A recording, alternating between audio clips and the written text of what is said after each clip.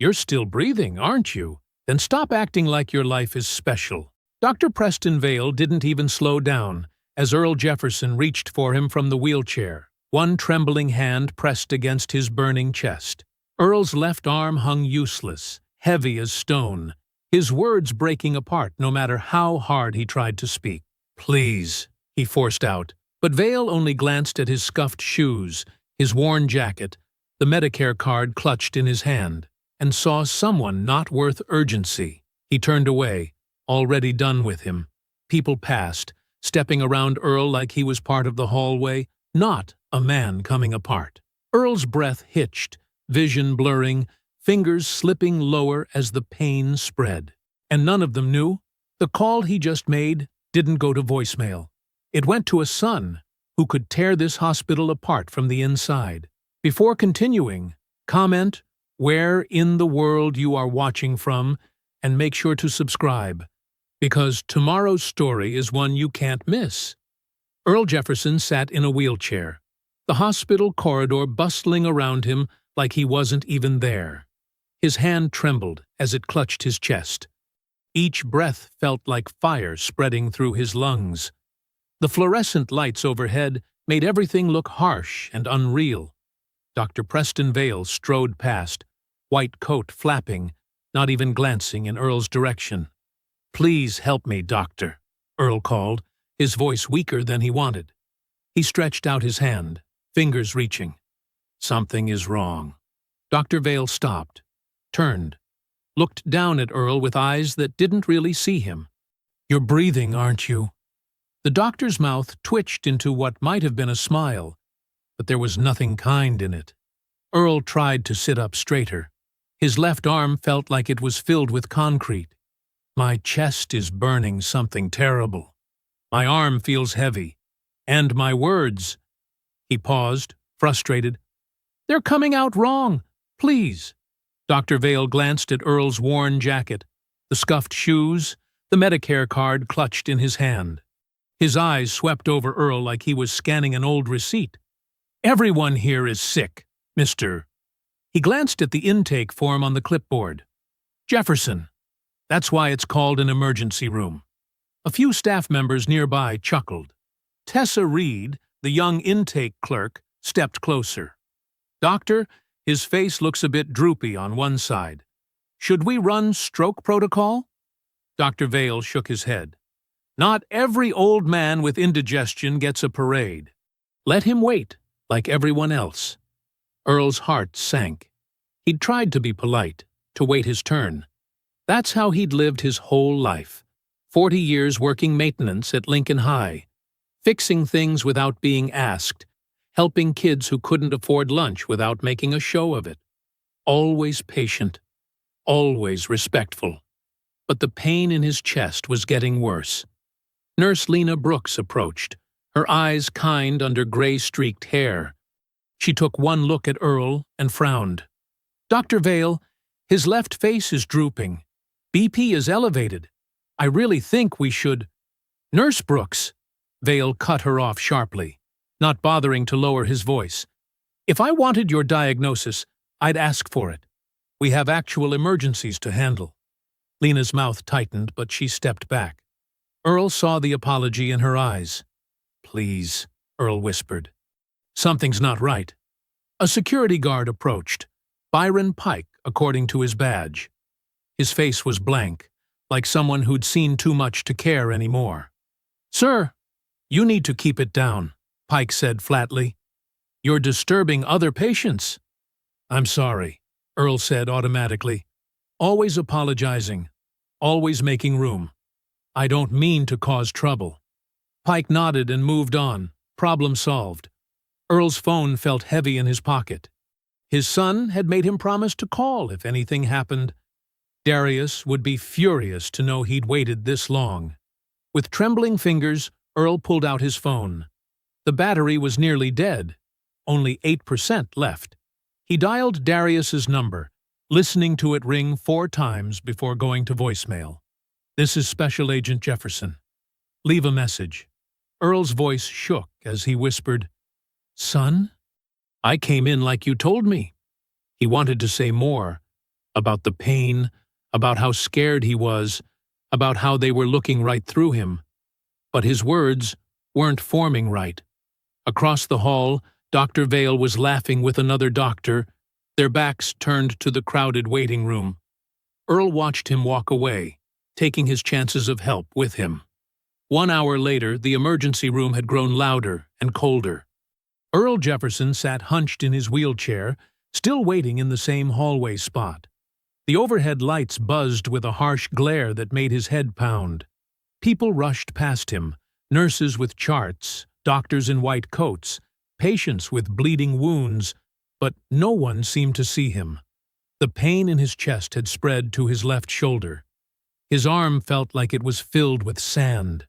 "Excuse me," Earl called out to a passing nurse. His voice came out weaker than he intended. "Could someone please check on me?" The nurse glanced at him, then at her clipboard. "Someone will be with you soon, sir." Earl nodded, though soon had been the promise for over an hour now. He pulled his thin jacket tighter around his shoulders. Why was it so cold in here? Sweat beaded on his forehead despite the chill. 2 hours in, the nausea hit. Earl's stomach churned violently. He looked around in panic, finding nothing but the floor to catch what was coming. A wave of vomit rushed up his throat. "Help!" he managed to gasp. An orderly passing by noticed and quickly handed him a plastic bag. Earl clutched it with shaking hands as he emptied his stomach. The sour smell made him gag again. "I'll let someone know," the orderly promised, hurrying away. 10 minutes later, Nurse Lena Brooks appeared, her face tight with concern. "Mr. Jefferson, I'm going to take your vitals again," she said quietly, wrapping a blood pressure cuff around his arm. She frowned at the reading. "Your pressure's climbing. I'm going to see about getting you some labs." Earl tried to thank her, but his tongue felt clumsy in his mouth. The words came out slurred. Lena's eyes widened slightly. She disappeared, returning moments later with Dr. Vale. "His blood pressure is 180/110, she reported. "Slurred speech, left-sided weakness. We really need to—" "Are you still on about this?" Dr. Vale cut her off. "We have actual emergencies, Lena. Stop feeding the panic." "But his symptoms—" "His symptoms are consistent with anxiety," Vale said loudly. "Aren't they, Mr. Jefferson?" "You're working yourself up." Earl tried to explain that no, this wasn't anxiety. This was different. This was wrong. But his words tangled before they reached his lips. "See?" Vale gestured. "He agrees. Give him some water and check back later." 3 hours in, Earl's phone died completely. His last connection to his son gone. He stared at the black screen, fighting back tears of frustration. A man his age shouldn't cry in public. His late wife Gloria would tell him to stay strong, to speak up for himself. But speaking was getting harder by the minute. 4 hours after arrival, an elderly woman in the chair next to him leaned over. Her silver hair was pulled into a neat bun, her eyes sharp behind wire-rimmed glasses. "You don't look right at all," she said firmly. "I'm Mrs. Bernice Holloway. My granddaughter broke her wrist." She pointed to a teenage girl with her arm cradled against her chest. "But you look worse than she does. Have they checked you at all?" Earl tried to answer, but his words came out jumbled. Mrs. Holloway stood up immediately. "Nurse! This man needs help now!" Lena hurried over, glancing nervously toward Dr. Vale's position at the nurse's station. "His speech is all wrong," Mrs. Holloway insisted. "And look at his face! It's drooping!" Dr. Vale approached, his expression cold. "Ma'am, I appreciate your concern, but please don't practice medicine from a waiting chair." "I don't need to be a doctor to see someone having a stroke," Mrs. Holloway shot back. "He's not having a stroke," Vale said with exaggerated patience. "He's being monitored." 5 hours in, Lena returned during Vale's break. She quietly wheeled a portable monitor over and attached leads to Earl's chest. "Just for a little while," she whispered. "Let me watch your heart." Earl felt a surge of gratitude. Finally, someone was helping. The relief was short-lived. 20 minutes later, Dr. Vale returned and spotted the monitor. "Who authorized this?" he demanded, loud enough for everyone to hear. Lena straightened her back. "His pulse is irregular, and hallway patients don't get special treatment, Nurse Brooks. You know the protocol." Vale unplugged the monitor himself. "If every patient who thought they were dying got equipment, we'd have nothing left for actual emergencies." The humiliation burned worse than the pain. Earl watched as Lena's face flushed with embarrassment. 6 hours in, the room began to tilt. Colors blurred at the edges of Earl's vision. 7 hours after arrival, desperation drove Earl to try standing. Maybe if they saw him collapse, they would help. His legs buckled immediately, and he dropped to one knee with a gasp. 2 orderlies rushed over, lifting him back into the wheelchair. "Get this man to a bed," Mrs. Holloway demanded from across the room. "He just needs to stay calm," one orderly replied, looking uncertainly toward the nurse's station. Security guard Byron Pike approached, his face stern. "Sir, I've asked you to stop causing scenes. If this continues, I'll have to ask you to leave." "He's sick," Mrs. Holloway protested. "Ma'am, please mind your business," Pike replied flatly. 8 hours had passed. Earl could barely keep his head up. The pain had transformed into something vast and crushing. His left side felt distant, like it belonged to someone else. Lena knelt beside his wheelchair, checking his pulse manually. "I'm going to get you help," she promised quietly. Earl looked at her with fading focus. His mouth worked slowly to form words. "Tell my son," he whispered. "I tried to wait right." Lena's eyes widened in alarm. "Mr. Jefferson." Earl's hand, which had been clutching his chest for hours, suddenly went slack. It fell to his lap as his body slumped forward in the wheelchair. Lena called out, "Code Blue! I need help now!" The hallway erupted into chaos. Nurses ran toward them. Someone pushed a crash cart. Mrs. Holloway stood shouting at Dr. Vale, who had finally turned to see the commotion. Earl heard none of it. The buzzing lights, the cold hallway, the indifferent faces, all faded to black as he slipped away from the world that had refused to see him. Staff rushed through the emergency room in a blur of blue scrubs and white coats. The same hallway where Earl had been ignored for 8 hours now swarmed with urgent activity. The crash cart wheels squeaked against the linoleum as nurses pushed Earl's limp body toward the treatment area. "BP's dropping, 70/40. A young resident called out, her voice tight with urgency. Lena Brooks ran alongside the gurney, her hand gripping Earl's cold fingers. "He's been showing stroke symptoms for hours," she reported, breathless. "Left-sided weakness, slurred speech, confusion, all documented in my notes." Dr. Vale pushed through the double doors just as they wheeled Earl into the resuscitation bay. "What do we have?" he asked, snapping on gloves as if he hadn't walked past this same patient multiple times throughout the day. "Suspected stroke and cardiac event," the resident answered. "Patient's been in the waiting area since—" "Just give me the vitals," Vale interrupted, cutting her off before she could finish the damning timeline. Machines beeped as they connected Earl to proper monitoring for the first time. The cardiac monitor showed an irregular rhythm. A technician rushed in with a portable CT scanner. "Get an airway established," Vale ordered. "Start him on TPA after we confirm it's ischemic. And someone call neurology. Now!" The treatment that should have started hours ago finally began. But the clinical efficiency came too late. "Doctor, he's not maintaining his airway," the respiratory therapist called out. "We need to intubate." Within minutes, Earl Jefferson had a breathing tube down his throat, medicine flowing through his veins, and a team of specialists hovering over him. All the medical attention that had been withheld when it might have made a difference. 3 hours later, Earl lay motionless in the ICU, surrounded by softly beeping machines. The intubation tube jutted from his mouth. Multiple IV bags hung above his bed. A ventilator pushed air into lungs that no longer worked on their own.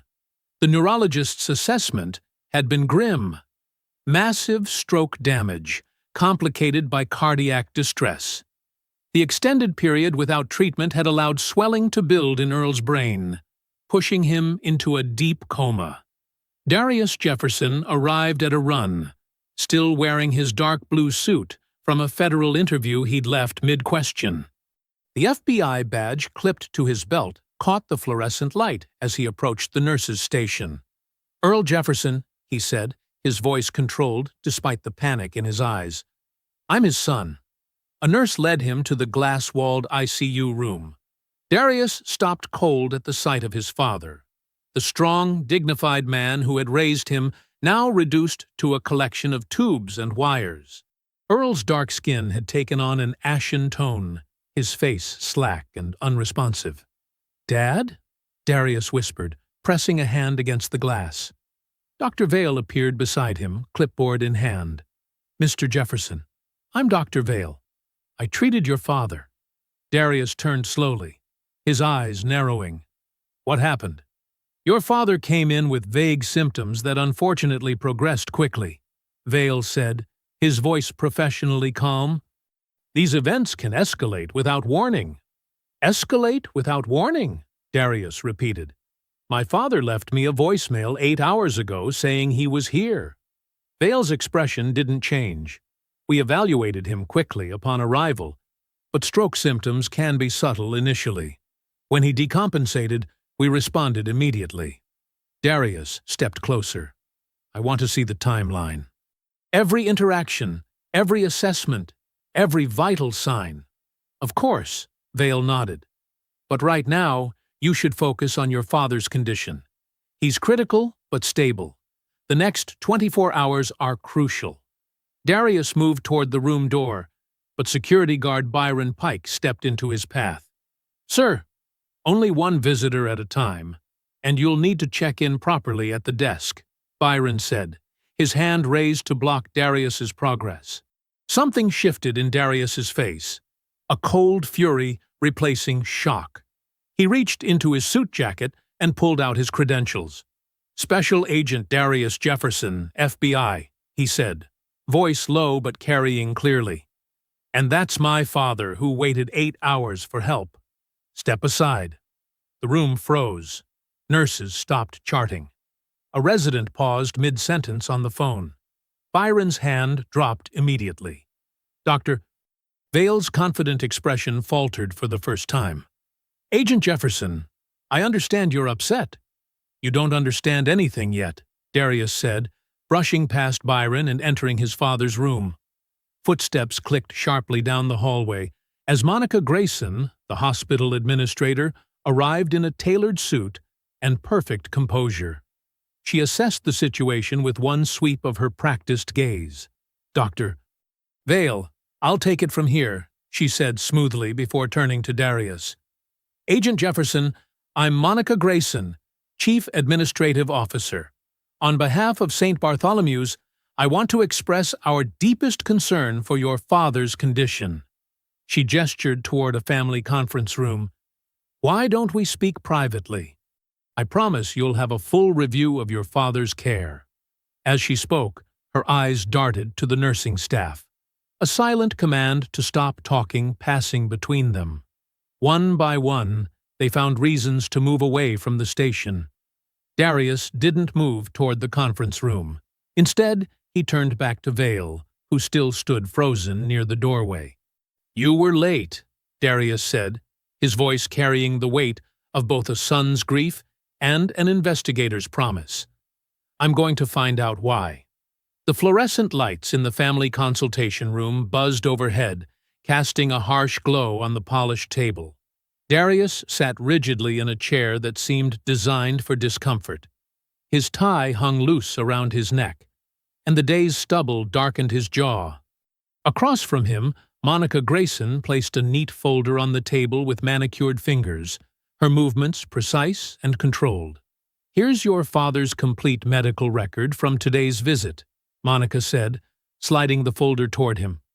"I've taken the liberty of highlighting the key points for your convenience." Darius didn't touch it immediately. "Who prepared this summary?" "Our quality assurance team reviews all critical events," Monica replied smoothly.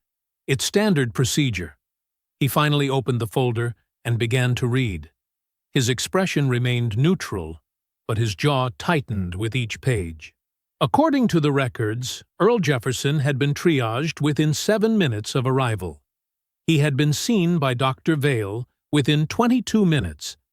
The notes claimed Earl had refused recommended tests and became agitated when asked to wait.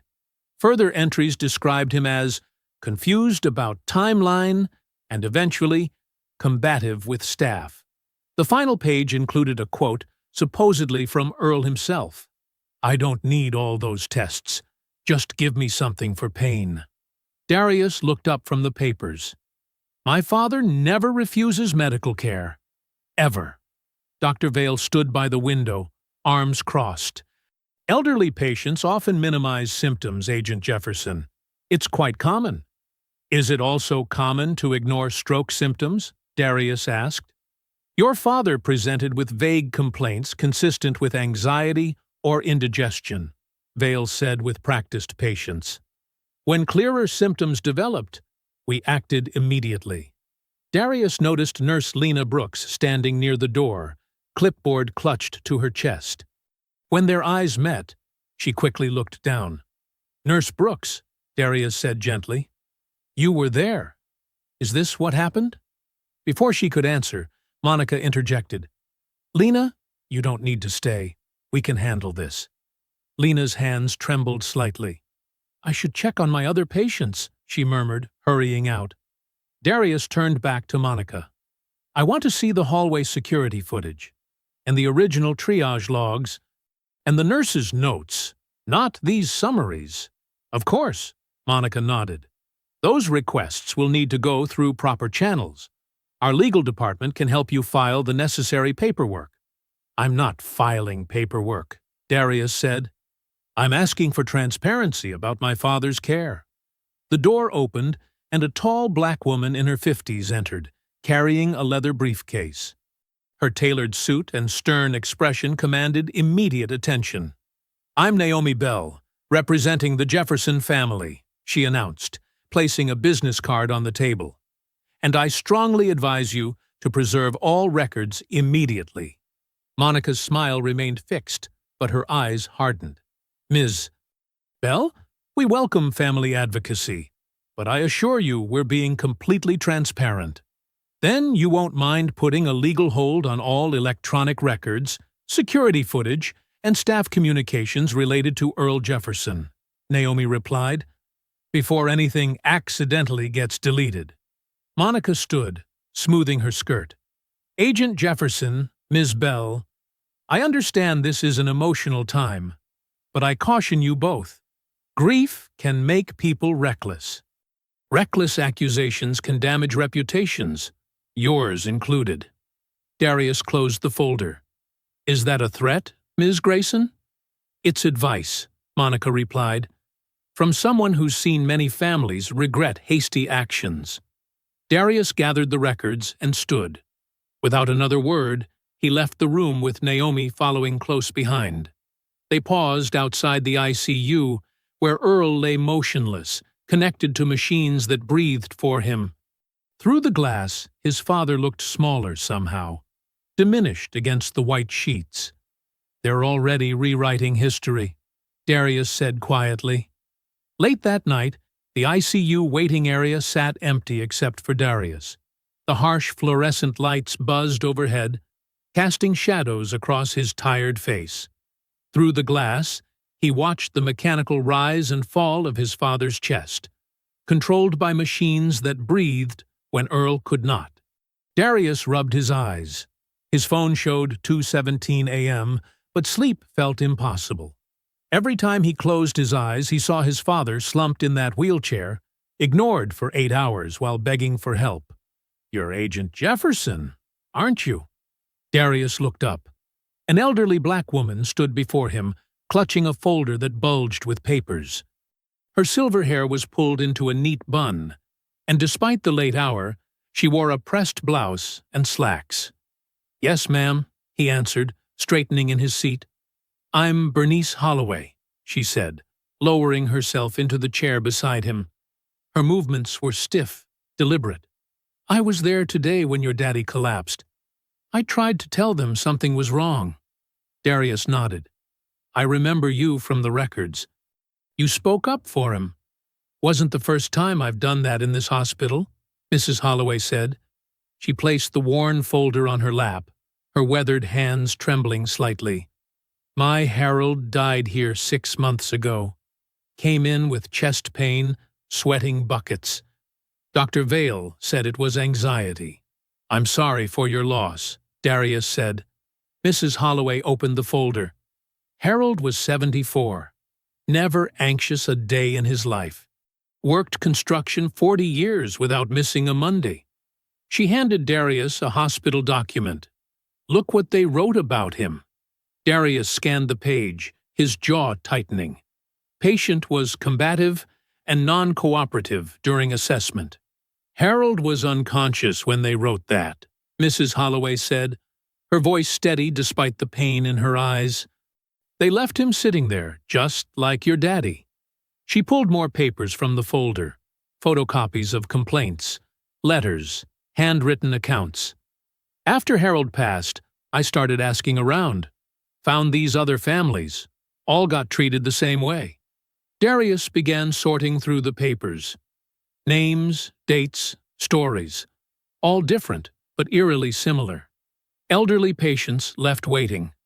Poor families ignored. Disabled people accused of exaggerating symptoms.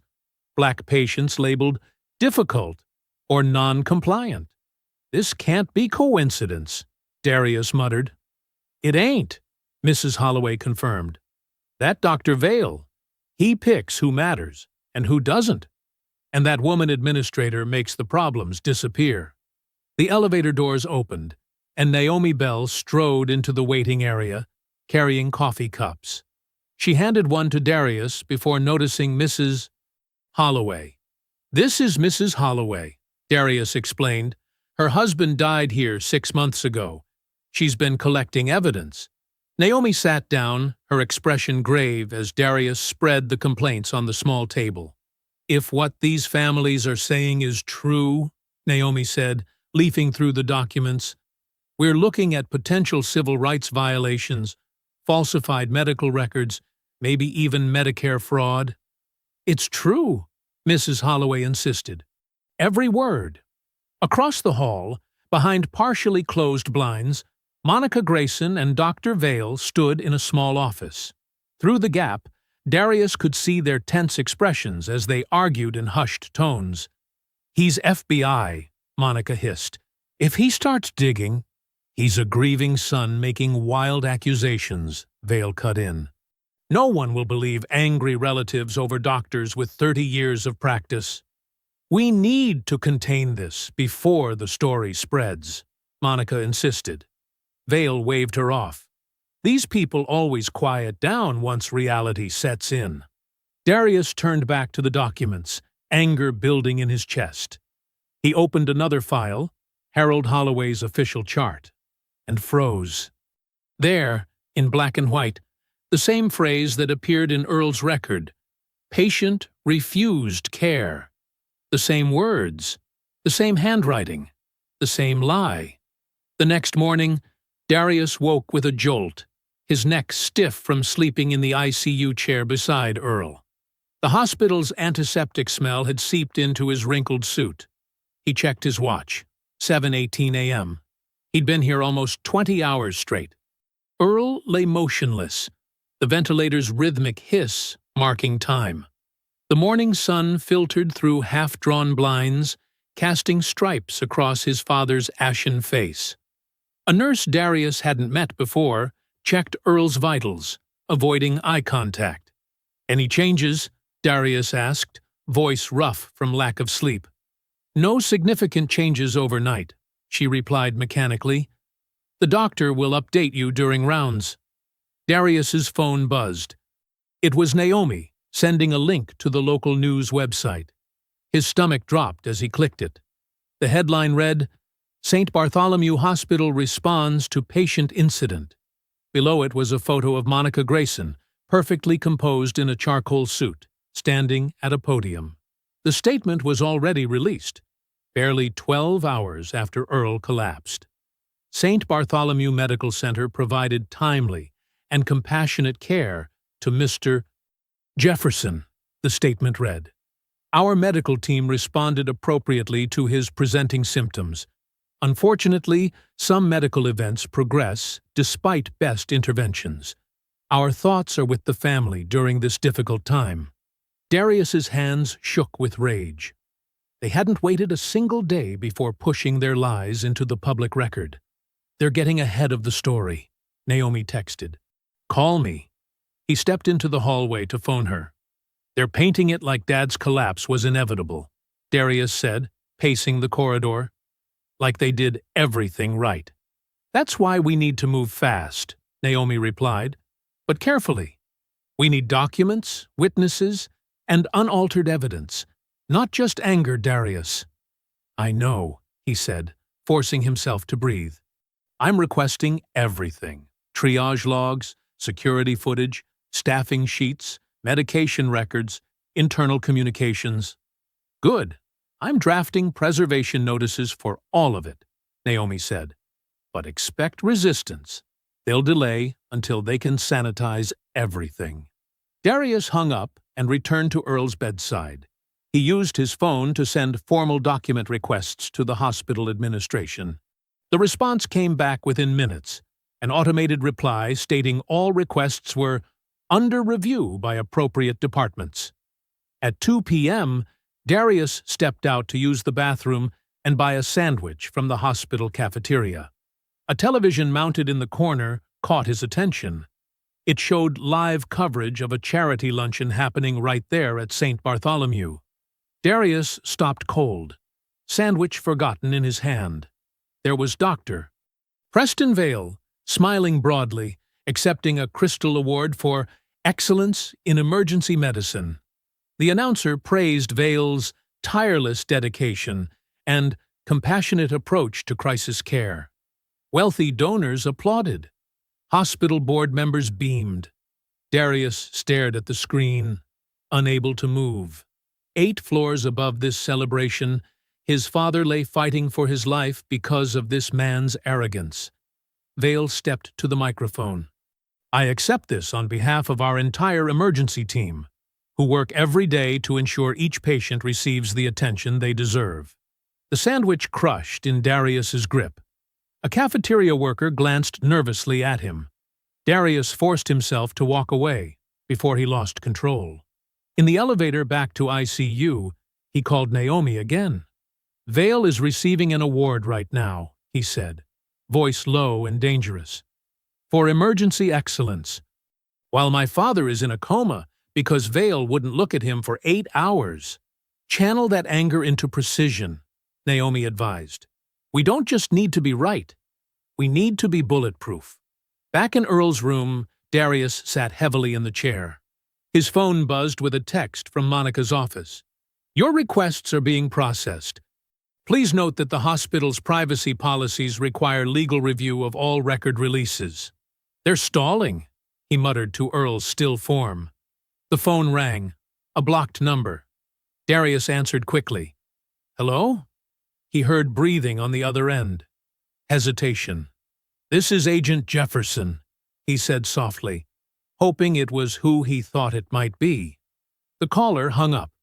Darius stared at the phone. Lena Brooks? Another witness? He couldn't be sure, but someone was afraid to talk. He leaned forward, taking Earl's limp hand between his own. The machines beeped steadily. The ventilator pushed and pulled, but Earl remained unreachable. Dad, Darius whispered, I saw what they're doing. They're pretending you weren't ignored.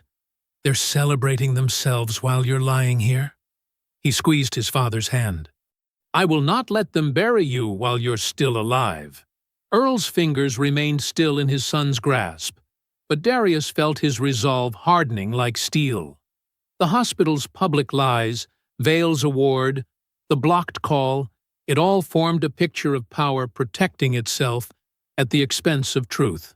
Outside the window, the afternoon sun illuminated the hospital's massive donor wall in the courtyard below. Earl's name was there, in small letters, for the $20 he donated monthly after Gloria died. The sight of it made Darius's chest ache with a fresh wave of outrage and determination. That evening, Naomi and Darius met in the hospital parking garage after receiving Monica's official response. The concrete structure felt hollow and cold, their voices echoing slightly between the rows of vehicles.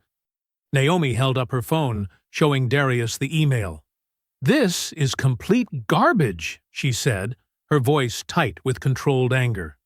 "Look at this. Due to a scheduled system maintenance and unexpected technical failure, the requested surveillance footage from the emergency department hallway was automatically overwritten." Darius read the rest silently, his jaw clenching tighter with each line. "The hospital regrets this unfortunate timing," he read aloud, voice dripping with disbelief. "Unfortunate timing? That's what they're going with?" Naomi put her phone away. They knew exactly what they were doing. Standard hospital policy is to keep footage for at least 30 days. There's no way this was accidental. "I requested that footage less than 18 hours after my father collapsed," Darius said. "Even if there was maintenance, the backup systems should have preserved it." "They're counting on most people not understanding the technical details," Naomi replied. "But they didn't count on you knowing them." Darius leaned against a concrete pillar, rubbing his forehead. "We need someone on the inside who can confirm the system was working. Someone in security or IT." The elevator doors dinged open at the far end of the garage level. Both Darius and Naomi turned, watchful and quiet. A man in navy blue maintenance coveralls stepped out, glancing around nervously before walking toward them. He was in his late 40s, Hispanic, with a hospital ID badge clipped to his pocket that read Rodriguez S. He slowed as he approached, eyes darting between them. "Mr. Jefferson?" he asked quietly. Darius straightened. "Yes?" The man looked over his shoulder once more before speaking. "My name's Sam Rodriguez. I work maintenance here. I heard what happened to your father." "Thank you," Darius said carefully, studying the man's anxious demeanor. Sam took a deep breath. "Look, I don't want trouble, but what they're saying about the cameras isn't true." Naomi stepped forward. "What do you mean?"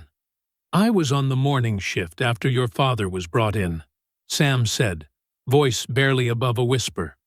"I had to fix a light fixture right near that camera in the emergency hallway. The camera was working fine, red light on and everything." Darius and Naomi exchanged glances. "Are you certain?" Darius asked. Sam nodded. 100%. And that afternoon, someone from administration came down to security and requested a manual export of the files. Then, the next day, they were gone from the system. "Did you see who it was?" Naomi pressed. Sam shook his head. "Not personally, but Jerry in security mentioned Ms. Grayson's assistant was there with some paperwork about evidence preservation. I thought it was standard procedure until I heard today they're claiming it was all lost." Darius's expression darkened. "Would you be willing to put that in writing? Make a statement?" Sam's face fell. He shuffled his feet and looked down. "I can't. Not officially. My wife Maria has MS. She's on my insurance plan here. We can't afford to lose it with her treatments." He looked up, genuine regret in his eyes. "If I speak out and lose my job, what happens to her?" Darius wanted to push, but he recognized the impossible choice facing Sam. The hospital's power extended beyond its walls. It controlled this man's ability to care for his sick wife. "I understand," Darius said. "I won't pressure you." Naomi reached into her blazer pocket and produced a business card. If you change your mind, or if you remember anything else that might help, call me directly. No one has to know we spoke." Sam took the card, quickly tucking it into his pocket. "I should go. I've already been down here too long." He turned to leave, then paused. "Your father. I've seen him before. He always says hello to the maintenance staff. Most people don't even notice us." With that, Sam hurried back to the elevator, disappearing inside as the doors closed. "That's enough to get a court order for backup files," Naomi said, once they were alone again. "Only if we can prove they exist," Darius replied. "Without Sam's testimony, it's just speculation." Inside the hospital, on the ICU floor, Nurse Lena Brooks checked Earl's vitals with trembling hands. She jumped when Dr. Vale appeared in the doorway. "Nurse Brooks," Vale said coolly. "A word?" Lena followed him into the hallway, her shoulders hunched. "I understand Agent Jefferson has been asking questions," Vale said, voice low and threatening, "about timelines and procedures." "I haven't told him anything," Lena whispered. Vale moved closer. "Good. Because loose memories destroy careers. 27 years in nursing. Retirement just around the corner. Would be a shame to end on a note of incompetence and medication errors." Lena's face paled. "Are you threatening me?" "I'm reminding you of reality," Vale replied. "This hospital has supported you for decades. Agent Jefferson will be gone when his father recovers or dies. We'll still be here. Remember where your loyalties should lie." When Lena returned to Earl's room 10 minutes later, she couldn't meet Darius's eyes. She moved mechanically through her checks, her earlier warmth replaced by fear. That night, while researching hospital security protocols on his laptop, Darius discovered a memo buried in the patient safety files Naomi had obtained. It was a routine security access log showing which zones had been reviewed in the past week. His finger froze over the touchpad. There it was. Zone 4 ED Hallway A had been accessed at 10:43 a.m. the morning after Earl collapsed. The user ID belonged to Monica Grayson's department. The timestamp was barely an hour after Darius had first requested to see the footage. The morning sun crept through the blinds at Earl Jefferson's modest home as Darius rubbed his burning eyes. He'd barely slept after discovering the security footage access log. Papers and folders covered the kitchen table. Hospital policies, complaint forms, and medical timelines all arranged in careful stacks. The doorbell rang at 7:30 sharp. Naomi Bell stood on the porch, carrying a leather briefcase and 2 coffee cups. "You look terrible," she said, handing him a cup. "When's the last time you slept?" "Can't remember," Darius answered, stepping aside to let her in. "I found something last night." Security logs show Monica Grayson's office accessed the hallway footage an hour after I requested it. Naomi set her briefcase down. "That gives us grounds for spoliation of evidence claims, but we still need proof of what was on that footage."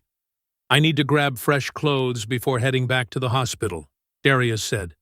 "Dad's been in the same gown for 3 days. I want to bring him something of his own, even if he's—" He didn't finish the sentence. While Naomi spread out her files on the table, Darius walked down the hallway to Earl's bedroom. Everything was meticulously organized. Shirts hung by color, shoes lined up beneath them. His father's discipline showed in every corner. Darius pulled open the drawer where Earl kept his personal documents. He needed Earl's insurance cards and medication list. Beneath a folder of warranty papers, he found a stack of envelopes bound with a rubber band. He pulled them out, curious, and froze when he saw the St. Bartholomew Hospital logo. The first envelope contained a thank you letter dated 3 years ago. "Dear Mr. Jefferson, thank you for your continued monthly support of St. Bartholomew Medical Center's Patient Dignity Fund." Darius quickly flipped through the others. Month after month, year after year. Donation receipts for $20 each time. The letters were addressed to "Our valued friend." Attached to one receipt was a small handwritten note in Earl's careful script. "In memory of Gloria." They treated her with such kindness. Darius's throat tightened. His mother had died in St. Bartholomew's hospice wing 5 years ago. While her cancer had been terminal, the nurses and doctors had made her comfortable, treated her with respect. Earl had been grateful. So grateful that he'd given $20 every month from his modest pension. $20 that probably meant skipping meals or putting off home repairs. "Naomi," he called, his voice strained. She appeared in the doorway. "What is it?" Darius held up the stack of receipts. "He's been donating to them for years. After Mom died." Naomi took the receipts, examining them quietly. The same hospital that left him begging in a hallway was cashing his checks every month. "They have donor plaques in the lobby," Darius said, the anger building in his chest. "Did they put his name up while they were ignoring him?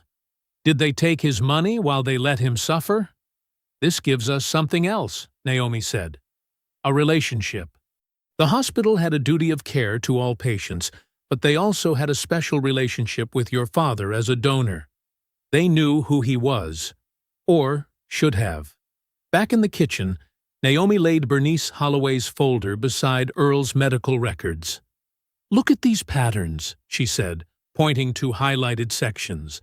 "Harold Holloway, patient refused diagnostic testing. Your father, patient declined further evaluation. Same language, different patients."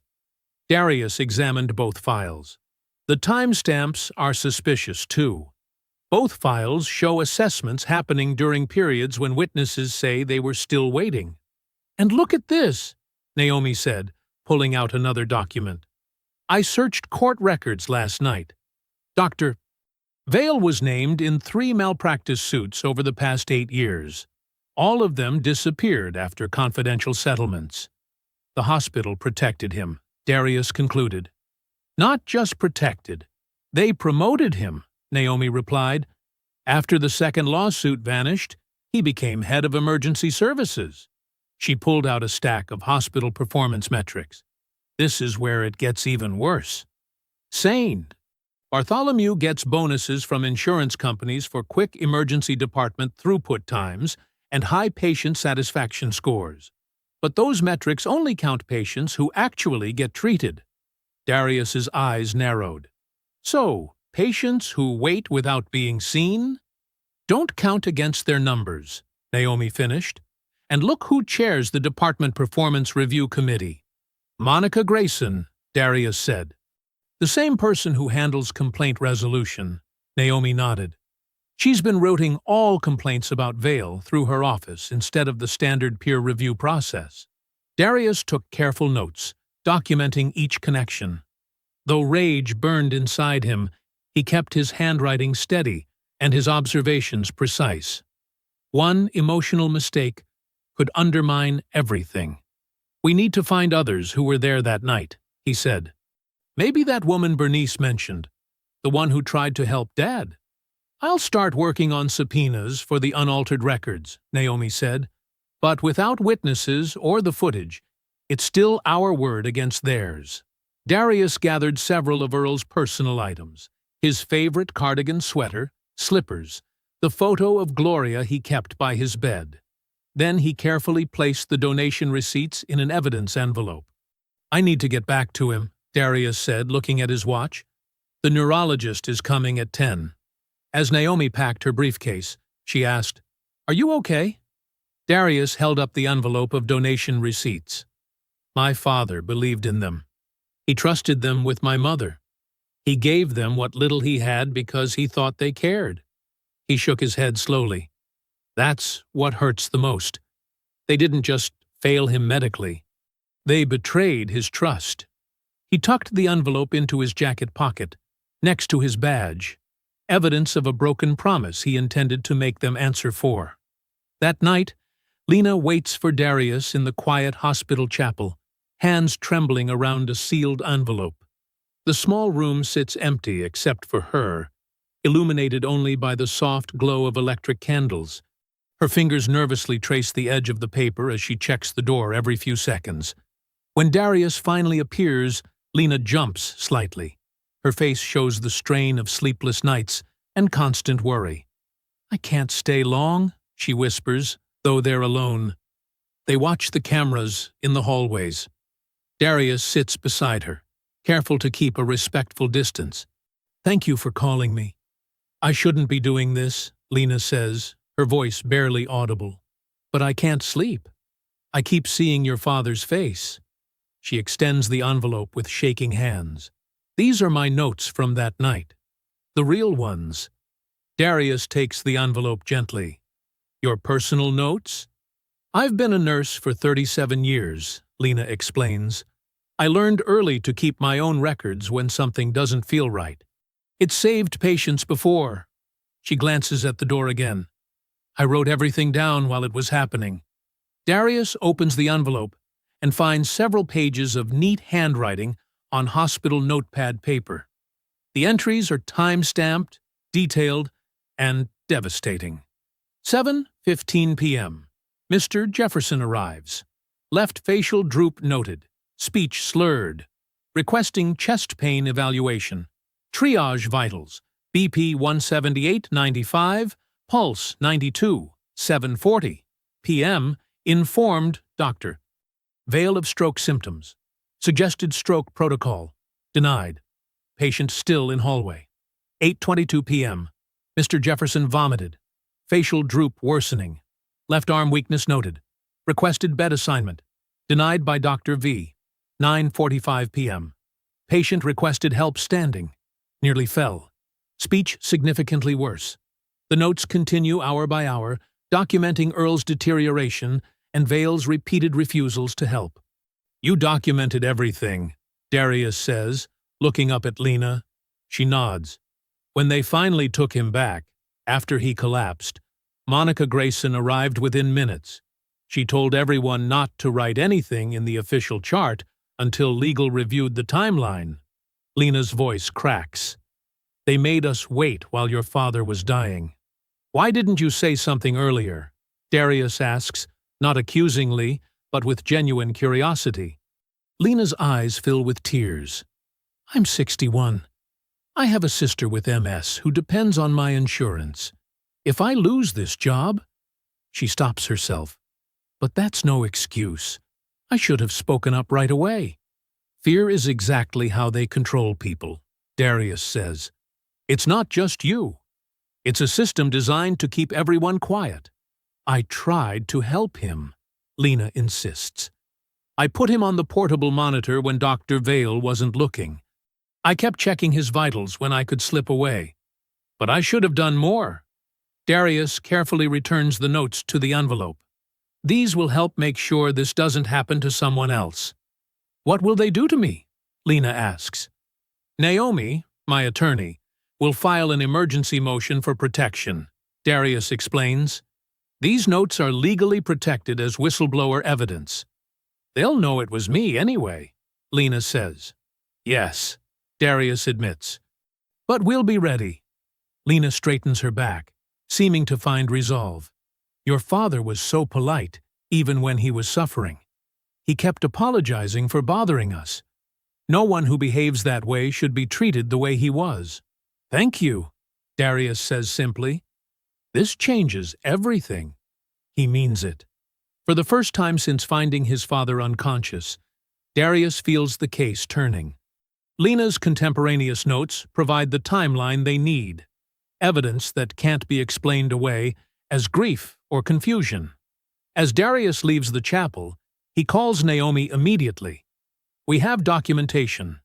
Nurse's notes from that night, time-stamped, with vital signs and specific refusals of care." "Is she willing to testify?" Naomi asks.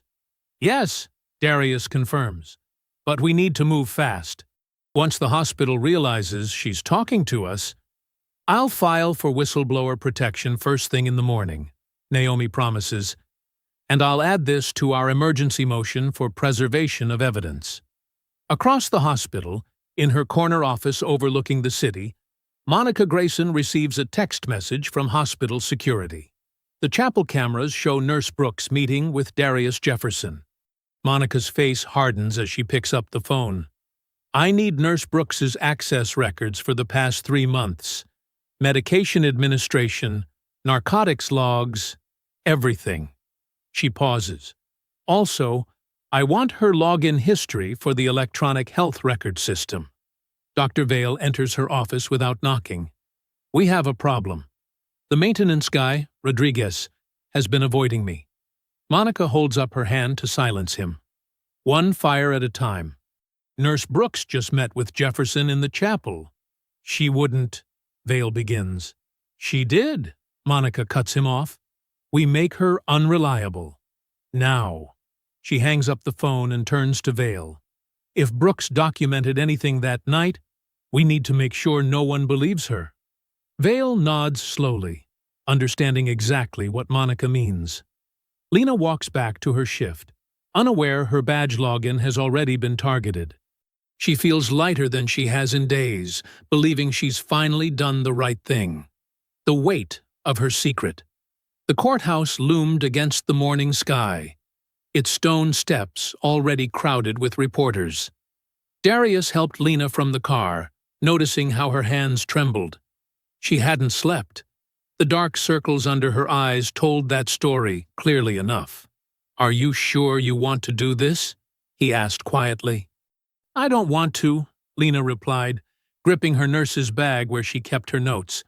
"But I need to." Bernice Holloway joined them at the base of the steps, dressed in a pressed blue suit that looked decades old but carefully maintained. "They did this to my Harold," she said. "They won't do it to another family without a fight." Naomi met them at the courthouse entrance, her expression serious. The hospital legal team just filed a stack of exhibits. They've been busy.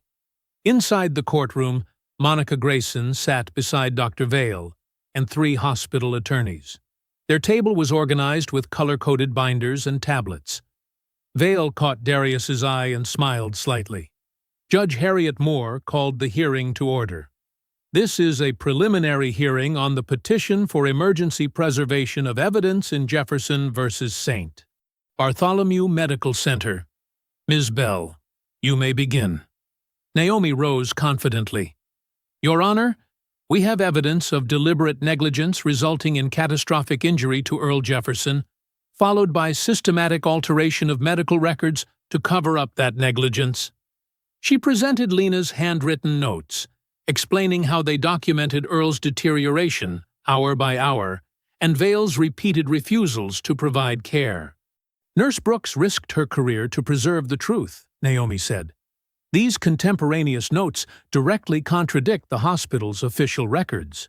When Lena took the stand, her voice was soft but steady as she described Earl's symptoms and how Vale dismissed them. His face was drooping on the left side. He vomited. His speech was slurred.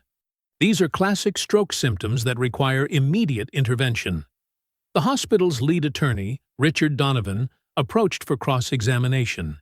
His smile didn't reach his eyes. "Nurse Brooks, are you currently under investigation for medication discrepancies at St. Bartholomew?" Lena's face went pale. "What? No, I don't." Donovan presented a document to the judge. "Your Honor, this report shows multiple instances where Nurse Brooks accessed controlled substances without proper documentation over the past 3 months." "That's not true," Lena gasped.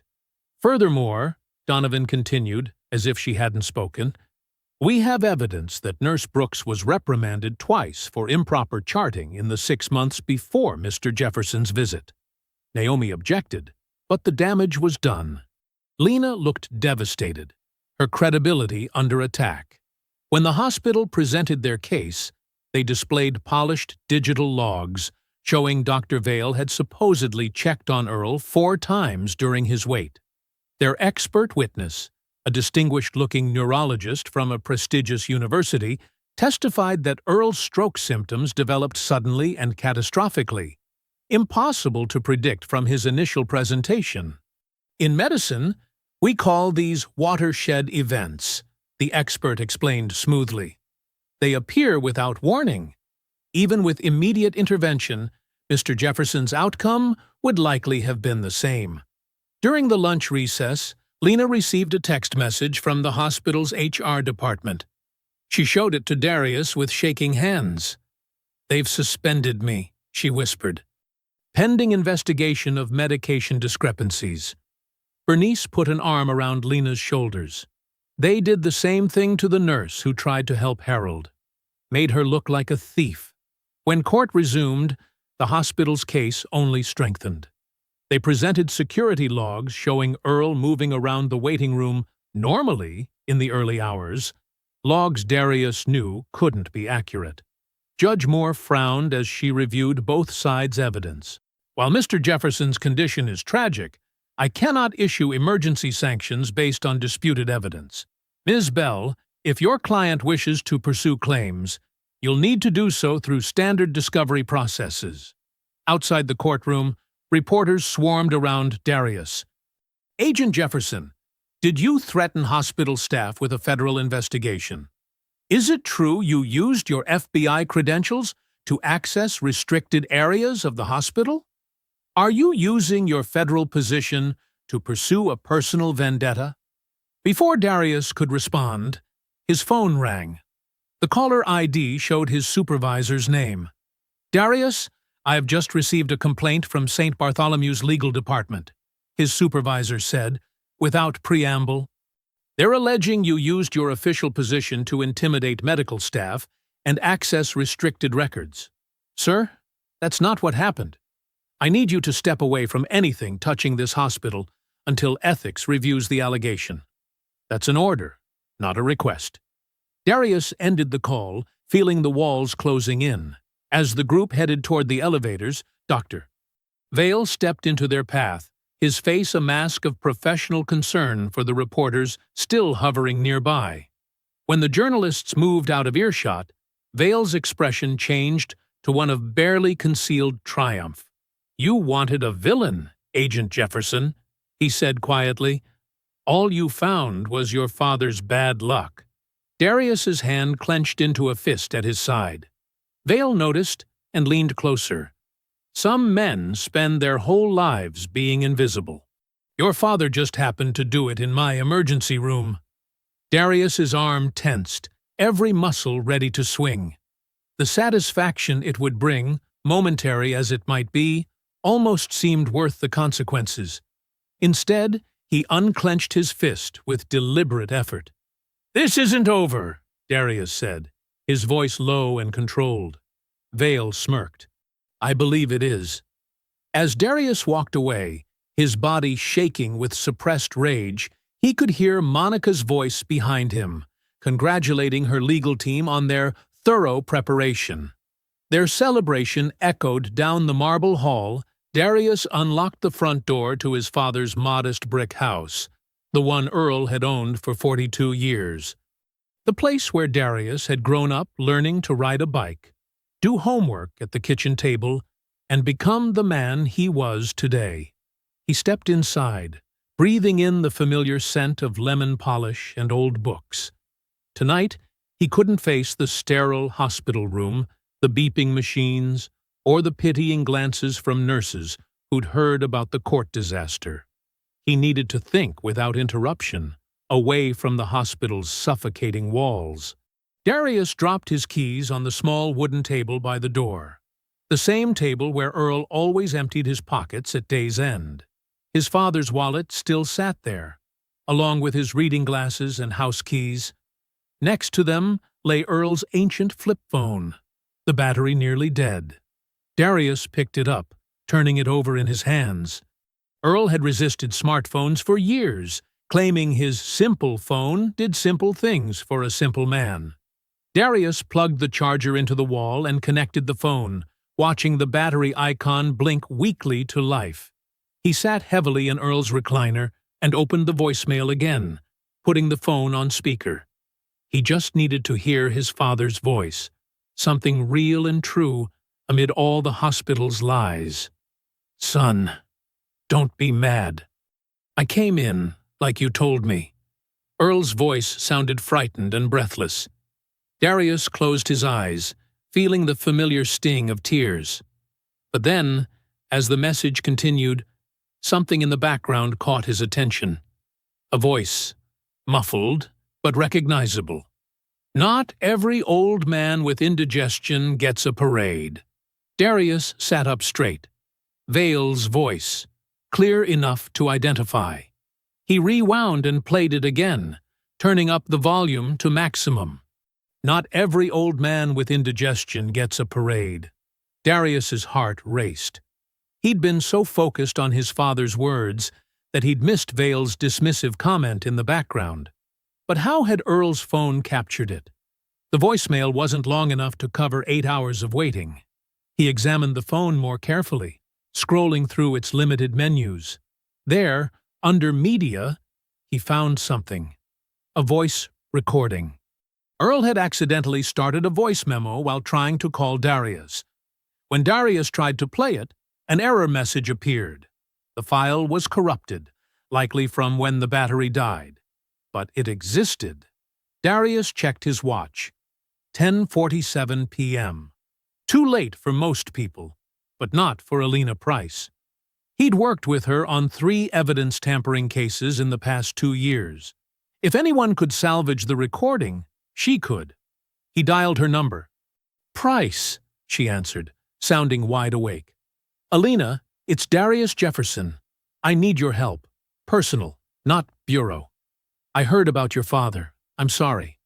I think his phone might have recorded what happened in that hallway. The file's corrupted." There was a pause. "Bring it over. I'm still up." 40 minutes later, Darius sat in Alina's home office, watching her connect Earl's phone to specialized equipment. Her fingers flew over the keyboard with practiced precision. "The battery died mid-recording," she explained, eyes fixed on the monitor. "But the data wasn't overwritten. I'm bypassing the phone's playback system and extracting the raw file." Lines of code scrolled across her screen. Darius leaned forward, hardly daring to breathe. "Got something," Alina said after 20 minutes. "It's fragmented, but there's audio. Let me clean it up." She worked for another hour, filtering background noise and enhancing voices. Finally, she pressed play. Earl's voice came through first, weak but clear. "Please, help me. Something's wrong with my arm." Then Vale. "Sir, you've been evaluated. Take a seat." Earl again. "Can't feel my fingers right." A woman's voice, Lena. "Doctor, his face is drooping on the left. We should run the stroke protocol." Vale, irritated. "He's not presenting with clear stroke indicators. This is probably anxiety." Lena. "But his speech is slurred and—" Vale, cutting her off. "Not every old man with indigestion gets a parade. Back to your station, please." The recording jumped forward, a gap where data was lost. Byron's voice emerged. "Sir, I've had complaints about you calling out. You need to quiet down or I'll have to ask you to wait outside." Earl. "Can't. Breathe right." Another jump forward. A new voice, Monica Grayson. "What's the situation here?" Vale. "Just another Friday night. Too many patients. Not enough beds." Monica. "Is that the man Agent Jefferson called about?" Vale. "His father, yes." Monica. "No one writes anything until legal reviews the timeline. Understand?" The recording ended there. Darius sat back, stunned. His hands shook as Alina saved the enhanced audio to a flash drive. "This is evidence of coordination," Alina said quietly. "They knew who your father was connected to and immediately started covering tracks." "Can you authenticate this for court?" Darius asked. "I can provide a complete forensic analysis showing it hasn't been tampered with, yes. The timestamps, voice patterns, background noise consistency, it's all verifiable." Darius stared at the flash drive Alina handed him. Such a small thing to carry such damning evidence. He drove straight to Naomi's house, calling from the car. Despite the late hour, she answered immediately and met him at the door in sweatpants and a Howard University t-shirt. "This better be worth waking me at 2 a.m., she said, but her expression was concerned rather than annoyed. They sat at her kitchen table as the recording played. Naomi listened intently, taking notes on a legal pad. When it finished, she replayed certain sections, writing down exact quotes. Finally, she removed her glasses and rubbed the bridge of her nose. Her eyes, when she looked at Darius, were fierce with renewed determination. "This is not negligence anymore," she said, her voice steady and cold. "This is obstruction." The morning light streamed through the blinds of Naomi's office as she and Darius huddled over her desk. A forensic audio specialist she trusted had arrived at 6 a.m. to officially authenticate the recording from Earl's phone. "The file integrity is solid," the specialist confirmed, sliding a technical report across the desk. "No signs of manipulation or editing beyond corruption from the phone's battery failure. These are genuine voice prints." Darius nodded, his eyes red from lack of sleep. "What about admissibility?" "It meets federal standards," Naomi replied, organizing a stack of documents. "Recording in a public space where there's no expectation of privacy, especially when the recording was accidental rather than deliberate." A soft knock interrupted them. Naomi's assistant poked her head in. "There's a Sam Rodriguez here? Says it's urgent about St. Bartholomew's?" Darius straightened immediately. "Send him in." Sam entered looking like he hadn't slept in days. His maintenance uniform was rumpled, his eyes darting nervously around the room. "I wasn't sure I should come," he said, his voice barely above a whisper. "But after what they did to Nurse Brooks, I can't be part of this anymore." "Part of what, Mr. Rodriguez?" Naomi asked gently. Sam pulled a small USB drive from his pocket. His hand trembled slightly as he placed it on the desk. "I've worked maintenance at St. Bartholomew's for 11 years. Cameras, electrical, security systems. That's my department." He swallowed hard. "When they told me the hallway footage was gone due to technical failure, I knew it was a lie. I'm the one who maintains those systems." Darius leaned forward. "You saved a copy." Sam nodded. "I've seen this happen before. 3 times in the past 2 years, they've had me erase footage after incidents. Always the same. Ms. Grayson calls it a data cleanup for patient privacy." His voice hardened. "But this time I made a backup first." Naomi inserted the drive into her computer. The video showed the emergency department hallway from multiple angles. She quickly found the timestamp matching Earl's arrival. They watched in silence as the footage played. Earl sat slumped in the wheelchair, repeatedly trying to get staff attention. Lena approached him several times, taking vital signs, her face increasingly worried. Dr. Vale walked past repeatedly, barely glancing at Earl. In one damning sequence, Vale physically waved Lena away when she tried to show him something on a notepad. "There," Sam pointed. "That's when Ms. Grayson arrived. See how she pulls Dr. Vale aside?" Right after that, they started changing records. The footage continued until Earl's collapse, his body suddenly going limp, the delayed scramble of staff, the panic that followed. "This changes everything," Naomi said, her voice tight with controlled anger. She immediately began making calls, first to state medical board investigators, then to federal civil rights officials she knew from previous cases. "We need to move fast," she told Darius while waiting on hold. "The hospital board meeting is at 3 today. Monica is scheduled to give her official response to the unfortunate incident with your father." Darius nodded grimly. "She doesn't know we have this." "Exactly. You can't lead this officially, not while your FBI status is under ethics review, but as Earl's son, you can provide victim family evidence through proper channels." While Naomi continued her calls, Darius reviewed the video again, his jaw clenched tight. He paused on a frame showing Earl reaching out toward a passing Dr. Vale, who looked directly at him before turning away. "I need one more call," Naomi said, dialing a number from memory. "Lydia Chen at the Tribune. She broke the elder abuse story at Westlake Nursing Home last year. We need media presence." Sam watched anxiously. "Will this be enough? The hospital has expensive lawyers." "Lawyers can't argue with what everyone can see with their own eyes," Naomi replied, her voice determined. "We're not just filing motions now. We're bringing this into the light, live and public, at their own board meeting." Darius continued watching the footage, his finger hovering over the screen where his father sat, ignored and afraid. 8 hours of suffering, condensed into minutes of undeniable evidence. "Now they all see you," he whispered, his voice rough with emotion. "Now everyone will see exactly what happened to you, Dad." That afternoon, the St. Bartholomew Medical Center boardroom transformed from its usual quiet elegance into something more like a courtroom. The long mahogany table at the front, normally reserved for board members and executives, was flanked by rows of chairs quickly added to accommodate the unexpected crowd. Hospital donors in expensive suits sat stiffly near the front, their usual confident smiles replaced by concerned frowns. Local reporters clutched notebooks and phones, sensing a bigger story than the procedural update they'd been promised.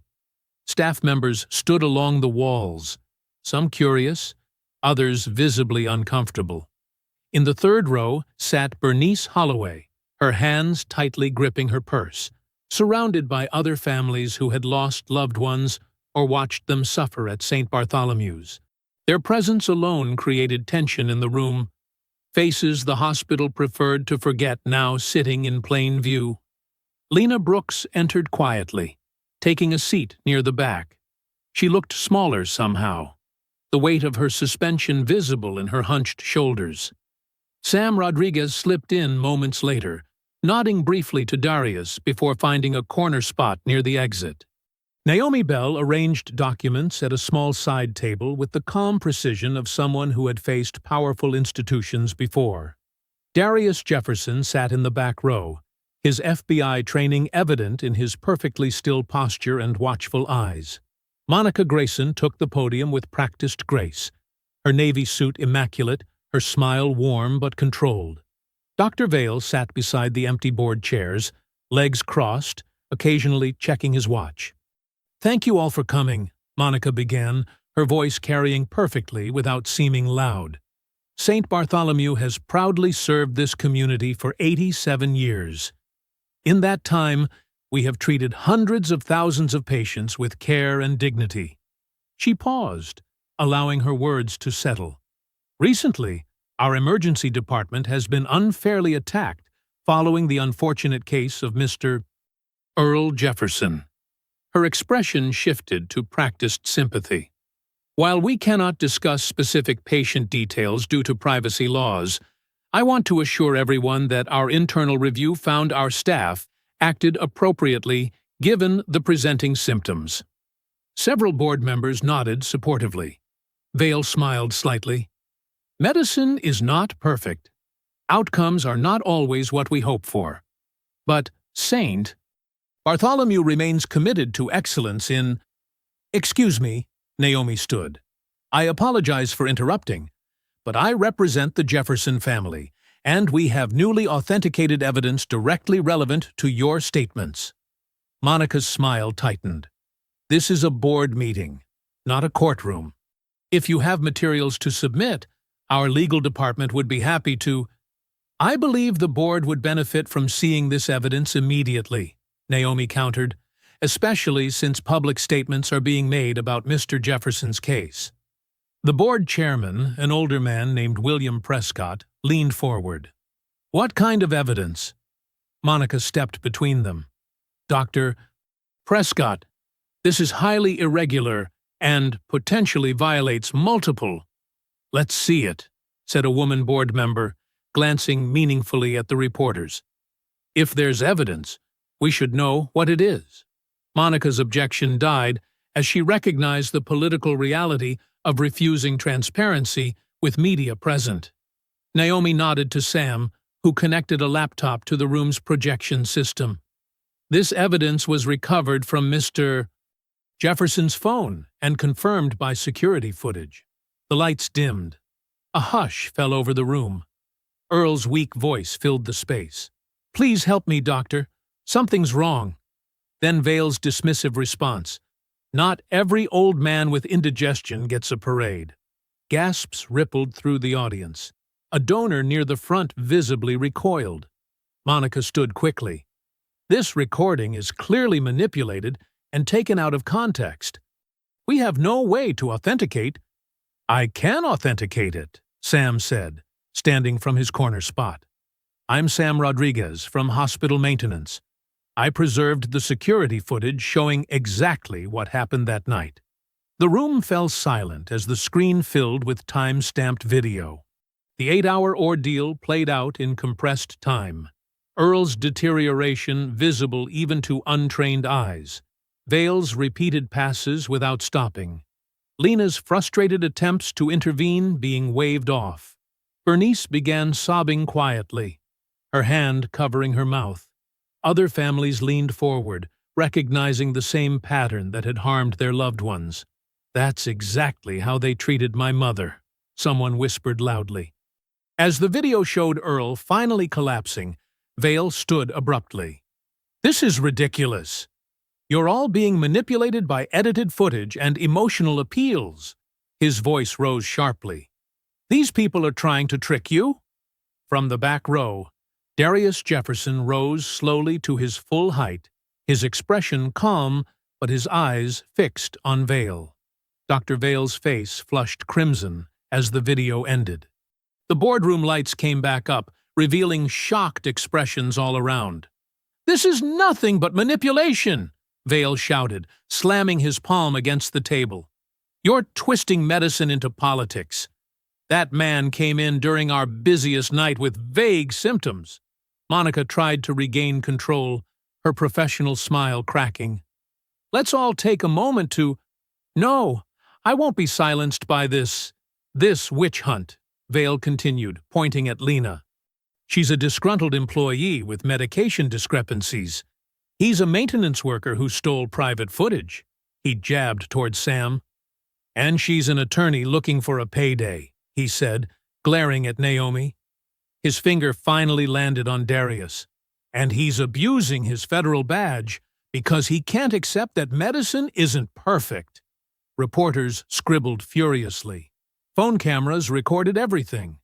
The room fell silent as Darius walked slowly from the back, stopping 10 feet from Vale. His voice came quiet but clear, carrying to every corner of the room. "My father worked 40 years in public schools, fixed broken heaters before children complained, quietly paid for lunches when kids couldn't afford them." Darius paused, his control absolute. "He donated $20 monthly to this hospital because he believed in your mission." Darius took one step closer. "He came here with textbook symptoms of a stroke. You saw an elderly black man you thought no one important would miss. That was your mistake." Vale's professional mask shattered completely.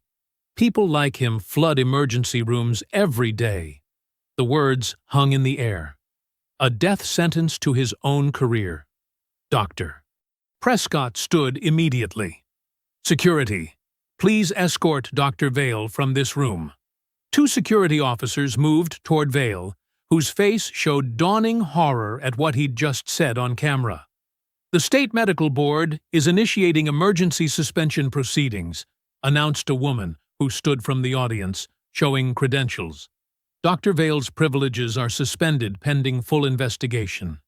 Before Vale could respond, the doors opened again. 3 people in suits entered, displaying federal credentials.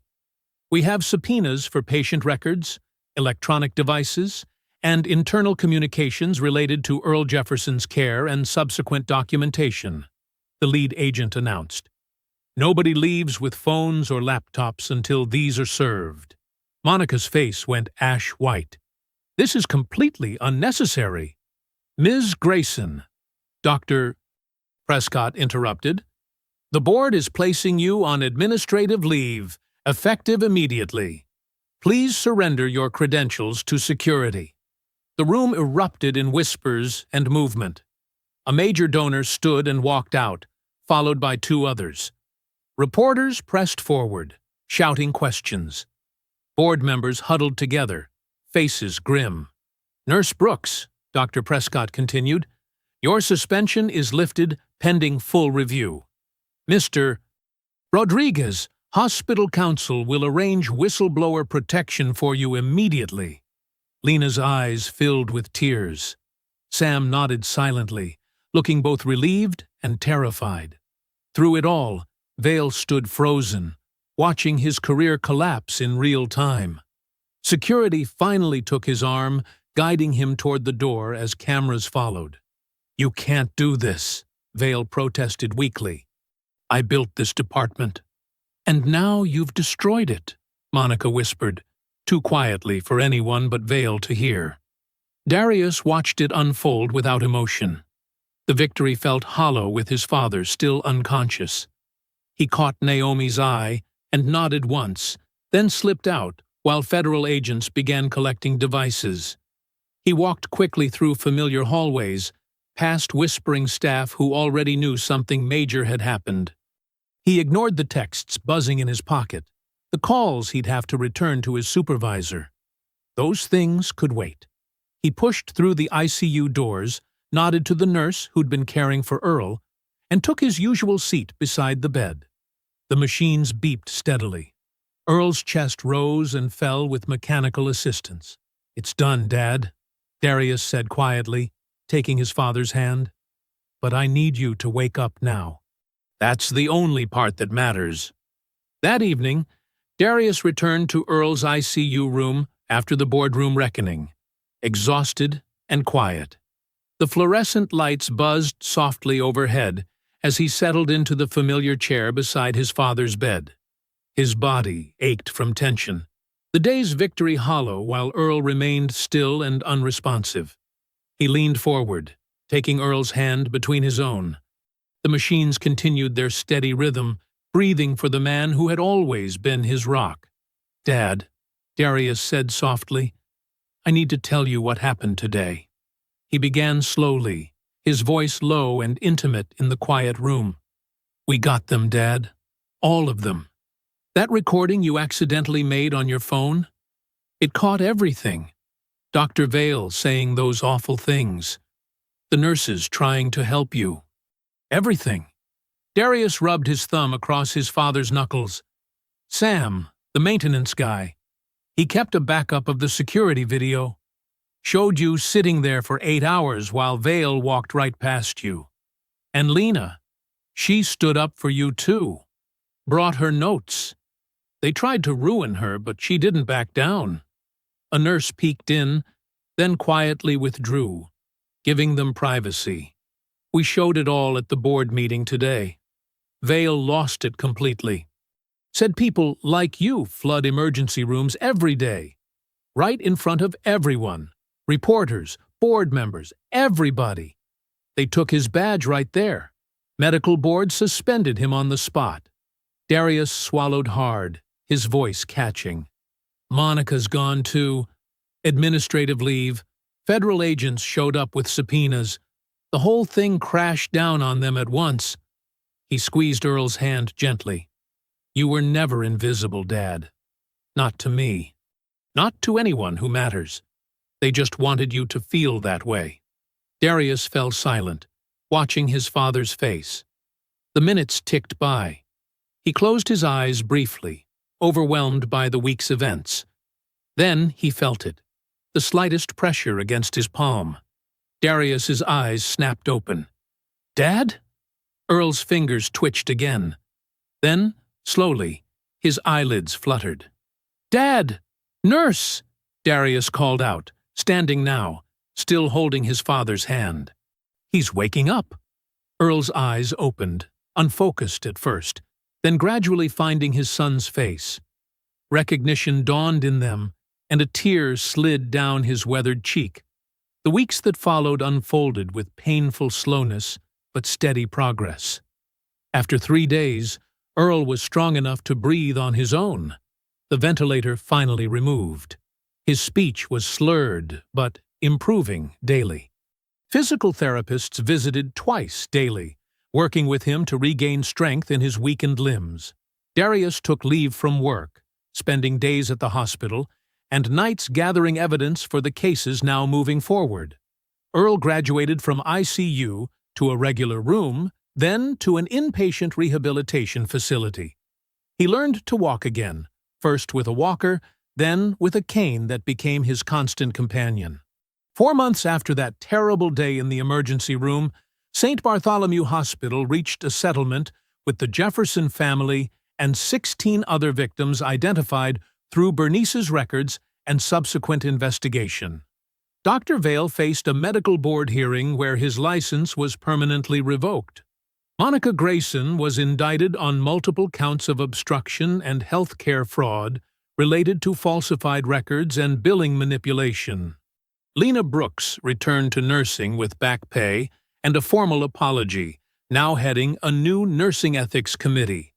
Sam Rodriguez received whistleblower protection and continued his work without fear. The settlement mandated the creation of the Earl and Gloria Jefferson Patient Advocacy Office, dedicated to ensuring fair treatment for all patients, with particular attention to elderly and minority populations. At the dedication ceremony 6 months after Earl's collapse, he stood at the podium, leaning on his cane. His voice was slower than before, but filled with unmistakable dignity. "I asked for help," Earl said, each word carefully formed. "They showed me how little they thought my life was worth. My son, these good people, and all of you reminded them that a man's worth does not shrink because he gets old or because his skin is black." Darius steadied Earl beside the new plaque as the crowd rose in applause, and Earl finally smiled. The smile of a man who had been seen. If you enjoyed the story, leave a like to support my channel and subscribe so that you do not miss out on the next one. On the screen, I have picked 2 special stories just for you. Have a wonderful day.